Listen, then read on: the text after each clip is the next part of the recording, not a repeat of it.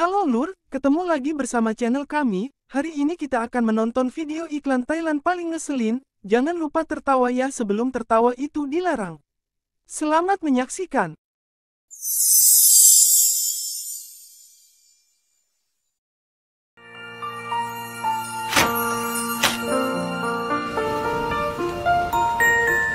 ความโรแมนต์ที่เคยมี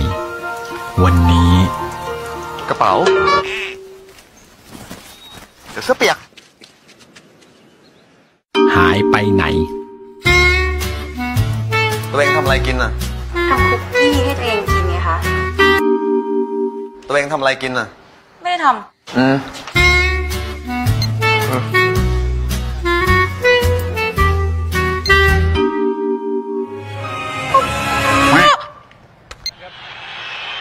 เบอร์เทนเปิดยิงเรียบร้อยครับหนึ่ง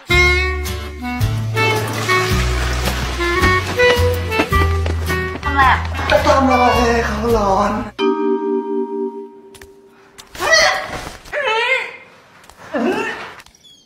ความโรแมนต์ที่เคยมีไม่มีแล้ว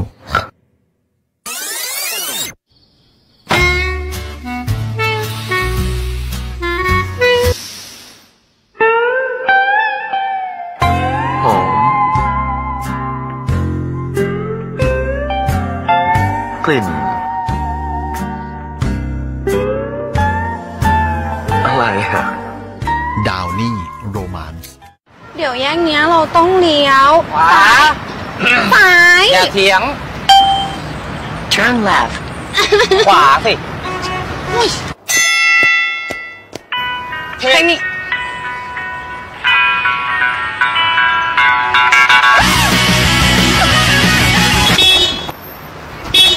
ดูแล้วพี่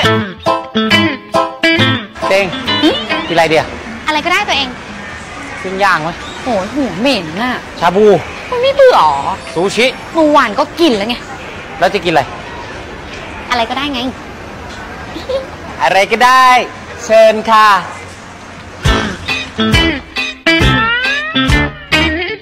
เอาข้าวมันไก่ไม่เอาหนังจานนึงค่ะ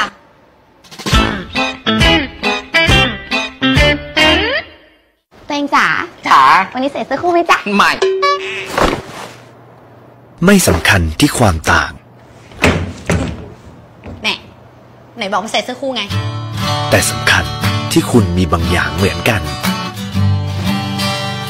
เปลี่ยนไหมไม่เปลี่ยนว่าหอมดีไหนหอมแค่ไหนดมหน่อยดิก็กลิ่นเดียวกันนั่นแหละ